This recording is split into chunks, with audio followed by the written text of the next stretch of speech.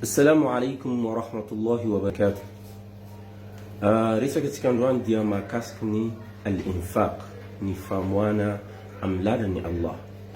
Izany famoana amin'ny lalan'ny Allah izany dia tena zava-dehibe tokoa amin'ny fonan'ny Islam. Ary na minendriky ny obligatoire izany famoana izany, na minendriky amin'izy fanirana amin'izy kendrika tsotra ho an'olona na tsy manan-katao zany.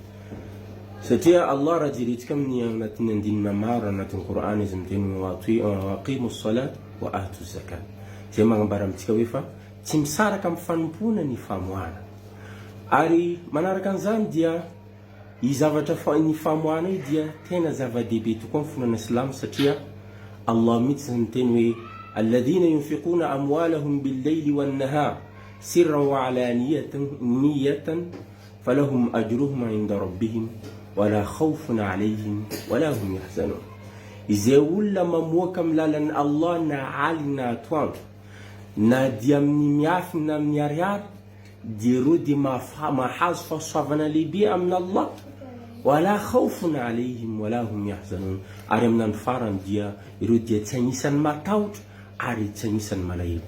Zany dia fahasoavana lehibe amin'ny fonan'ny Islam izay tokony ho tsapantsika mpino Islam fa ny famoahana io ny source ny fahasoavana zay tena fahasoavana tokoa. Ary maro ny mieritreritry hoe fa ny famoahana io dia mahakely arena na hoe maharitry arena.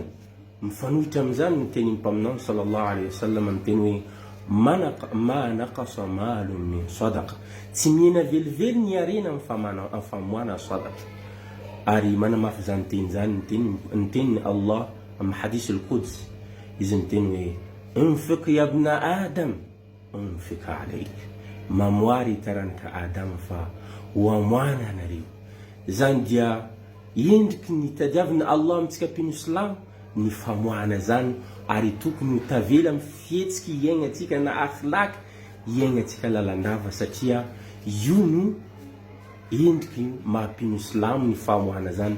Ary hitatsika ny tantaran'ny sahaba tany aloha rehetra reny, anisan'izany ry Uthman, Abu Bakr, anisan'ny nampiroborobo fonan'ny Islam zany famoahana izany.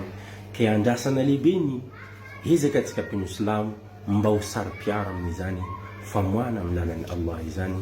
Zay sy zay no resantsika amin'ny andiny voalohany mahakasika izany famoahana zany amin'ny androany ity, amin'ny araka antsika manohy misimisy koa inshallah.